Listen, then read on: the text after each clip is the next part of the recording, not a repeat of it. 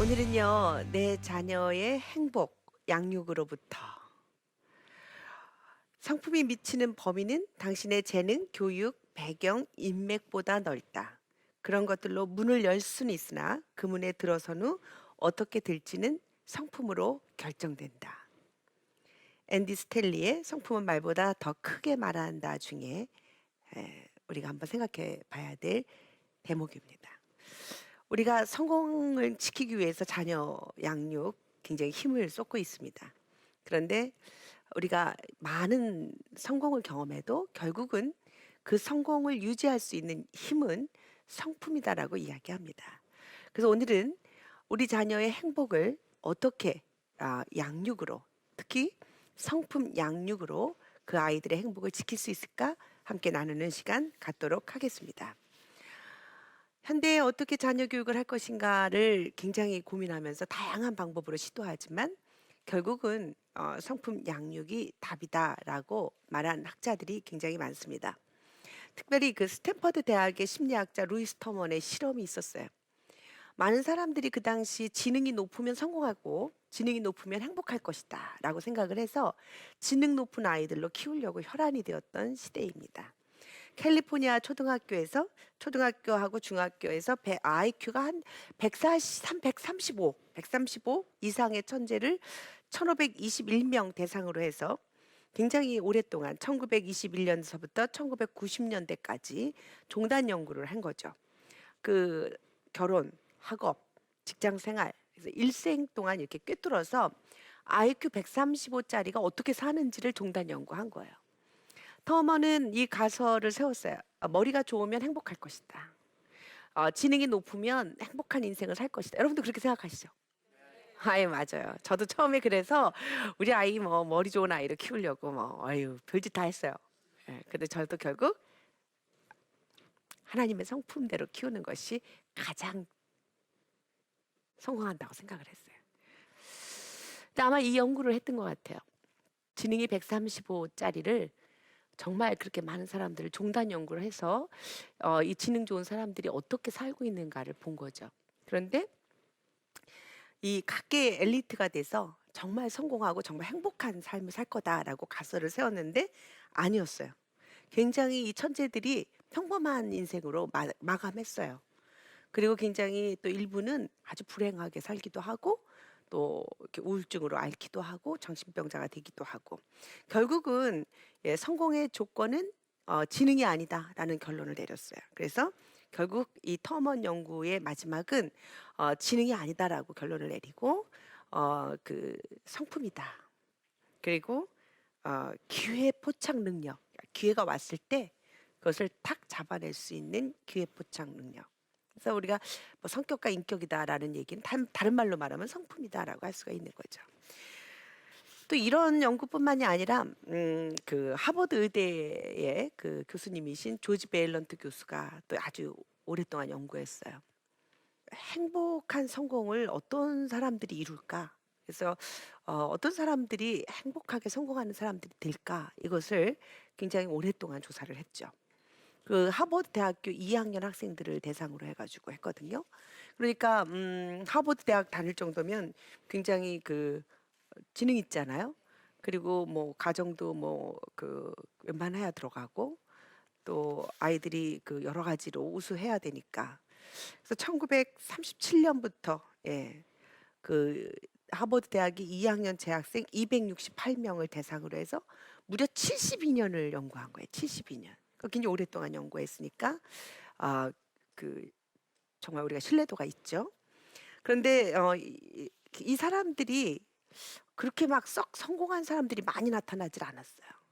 그러니까 우리는 생각할 때 그러잖아요. 서울대학 나오면 성공할 것 같고 하버드 나왔으면 더 성공했을 것 같은데 안 그랬어요. 뭐 그냥 뭐 별로 성공하지 않았어요. 그 중에 뭐 연방 상원의원에 도전한 사람 4명, 된 사람도 아니고 도전한 사람 4명, 유명한 소설가, 대통령이 된 사람이 그 중에 한 명 있었어요. 존 F 케네디. 근데 끝이 행복했어요? 아니잖아요. 결국 암살당하고 별로 행복하지 않았죠. 그다음 워싱턴 포스트 편집인 뭐 한 명 정도 그렇게 별 볼 일 없었어요. 그래서 굉장히 처음 시작은 화려하게 하버드 대학의 2학년 학생들, 젊고 똑똑한 학생들로 출발을 했지만 나중에 이제 72년 동안 연구를 했을 때 3분의 1 이상이 정신질환으로 고생했어요. 이 사람들이. 예. 그래서 결국 좋은 학벌이 성공을 주지 못한다. 이렇게 결론을 내린 거죠. 그럼에도 불구하고 우리는 막 아직도 믿음 있는 크리스천들도 막 예, 뭔가 믿음보단 공부 더 잘해야지 성공할 것 같은 이런 느낌 같잖아요.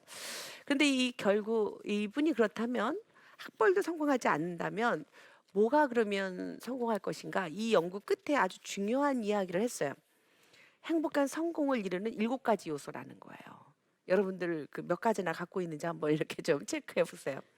첫째, 고통에 적응하는 성숙한 자세. 그러니까 고통이 없는 사람이 아니라 고통이 왔을 때 내가 어떻게 적응하느냐. 이게 행복을 좌우하는 거예요. 너무 의미 있죠? 예. 이게 성품인 거예요, 사실은. 예. 그러니까 고통에 적응하는 성숙한 자세. 이런 사람이 성공하더라는 거예요. 그리고 행복하게 살더라는 거예요. 두 번째는 적절한 교육. 너무 지나친 교육이 아니라 적절한 교육. 그죠? 적절한 교육. 그리고 안정적인 결혼이라는 거예요. 결혼. 나를 지원하는 배우자. 그러니까 서로 지원하고 그래서 뭔가 안정적인 결혼하는 사람들이 행복한 성공을 하더래요. 그리고 금연하는 사람들. 예. 그 금연이 행복한 조건에 들어가 있는 거예요, 여러분. 금연만 하셔도 행복하신 겁니다. 그리고 적당한 체중이에요.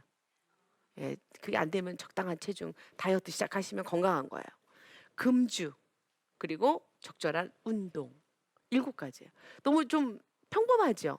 예, 우리는 뭐 굉장한 뭐 부자 아버지가 있을 것, 막 이래야 되는 줄 알았더니 아니에요. 7가지 요소는 아주 평범한 것들이었어요. 이런 요소들을 갖고 있는 사람들이 행복하게 성공하더라. 여러분 몇 가지 있으세요? 거의 다 있으시죠? 예, 여러분 행복하신 겁니다. 그래서 이 성공하는 이 성공적인 행복을 이끄는 그 열쇠가 우리가 이런 지능이나 학벌이나 뭐 어떤 계급이나 이런 게 아니었다는 거예요. 한마디로 말씀드리면 성품 좋은 사람들이 결국은 행복한 성공을 이루더라라고 하는 결론을 내린 겁니다. 자, 그렇다면 우리가 성품 교육이 무엇일까? 어떻게 성품 양육을 할 것인가? 성품 태교도 부모들이 그 좋은 그 태도, 좋은 생각, 좋은 감정, 좋은 행동을 잘 표현해줘서 부모가 갖고 있는 성품들이 태아의 그 성품이 되도록 하는 것과 똑같은 방법으로 부모가 갖고 있는 좋은 성품들이 그 좋은 성품으로 자녀를 양육하면 자녀들이 아주 행복한 성공자가 되는 거예요. 그러니까 우리는 자꾸 자녀들을 어떻게 바꿔보려고 애써요. 근데 자녀보다 누가 바뀌어야 돼요? 내가 바뀌어야 돼요. 예. 저도 아들 셋 키우면서 깨달은 게 나만 바뀌면 다 바뀌겠구나. 예. 근데 우리가 그걸 모르고 어떻게 좀 해보라고 이러고 아이들을 들들들들 볶잖아요. 저 요즘 애들 안 볶아요. 그냥 제가 나만 잘하면 된다. 정말 나만 잘하면 되더라고요. 정말 제가 열심히 주님을 바라보고 열심히 기도하고 열심히 하나님의 성품 가르치니까 정말 우리 큰아들이 어느 날 저한테 와서 그러는 거예요. 엄마, 나는 가장 의미 있는 일을 하겠어요. 의미 있는 일이 뭔데? 그랬더니 엄마 하시는 일이요. 이래가 저 그때 감동받았겠죠. 저 정말 감동받았어요. 엄마 하시는 일이 가장 의미 있다고 생각합니다. 이 아이가요, 청소년들을 이끌고 청소년들에게 하나님의 성품 가르치고 정말 자살하려고 하는 애들이 그렇게 많아요. 여러분 우리 주변에 정말 많아요.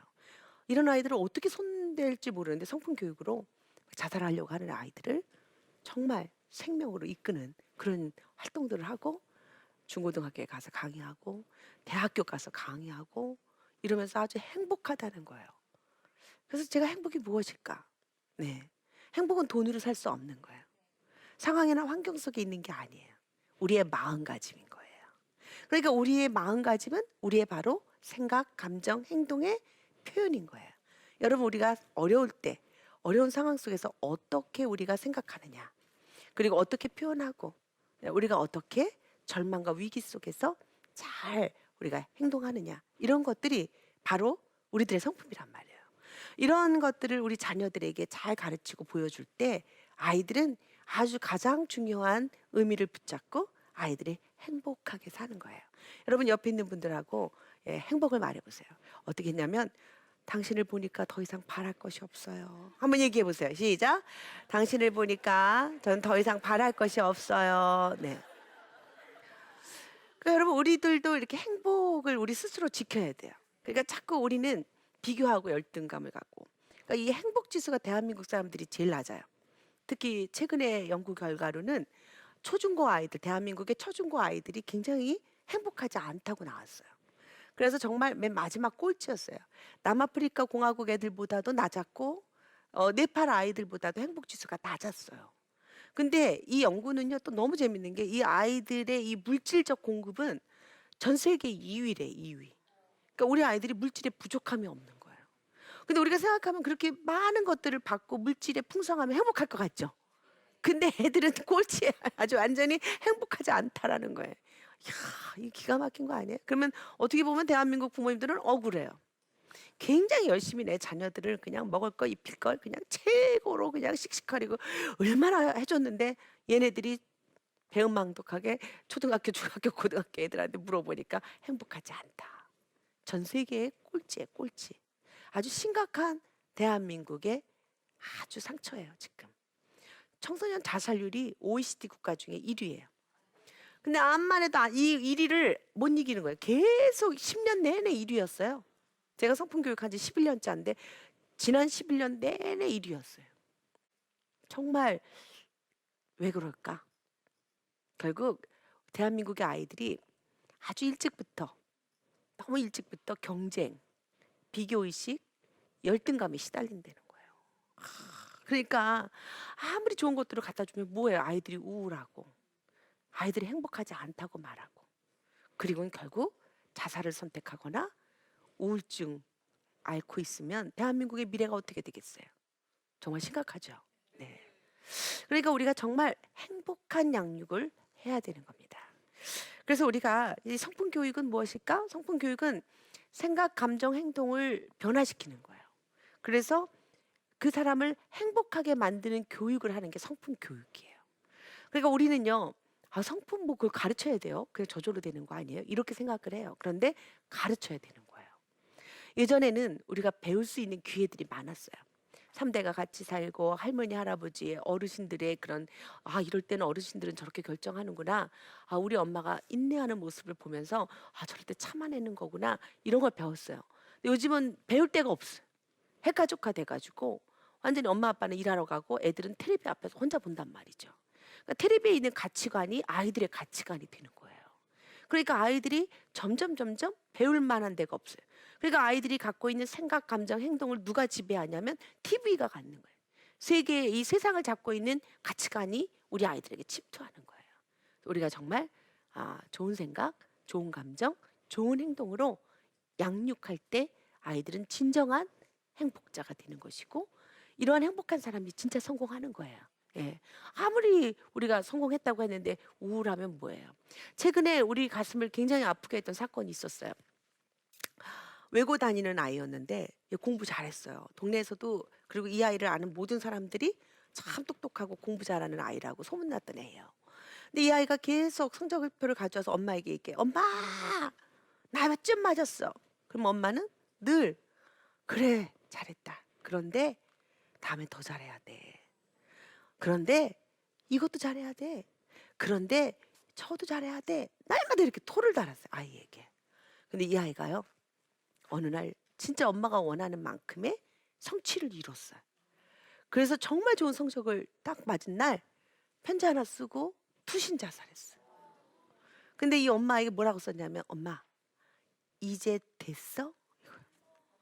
딱 4글자. 이제 됐어? 그리고는 투신 자살했어요. 너무 아깝죠. 전 너무너무 우리 대한민국의 현실이 너무 안타까웠어요. 우리가 그렇게 키우지 않아도 되는데, 그만해도 된다고 말하면 더 잘하는데, 그냥 너 때문에 나는 너무 행복해 죽겠다고 말하면 우리 애들은 그냥 행복해서 하지 말래도 공부하는데, 그냥 이 아이는 결국 아까운 목숨을 잃어버렸어요. 이제 됐어? 예, 정말 안타까운 실제의 사건이에요. 자, 그렇다면 우리가 어떻게 해야 될까? 네, 우리가 하나님 우리에게 우리들의 자녀들을 어떻게 키우라고 하냐면 마땅히 행할 길을 아이에게 가르치라. 그리하면 늙어서도 그것을 떠나지 아니하리라. 이게 비법이에요. 우리 아이들에게 마땅히 행할 길을 가르쳐 줘야 돼요. 성품 교육은 마땅히 행할 길을 가르치는 거예요. 마땅히 우리가 피조물로서 가져야 될 생각, 우리의 감정, 우리의 행동들을 이럴 때 적절하게 어떻게 해야 되는지를 가르쳐 주는 거예요. 하나님 나라의 가치관, 하나님 나라의 원칙, 하나님 아버지가 어떻게 우리를 사랑하셨는지를 가르쳐 주고 적용할 수 있도록 가르쳐 주는 것은 아주 중요한 양육이에요.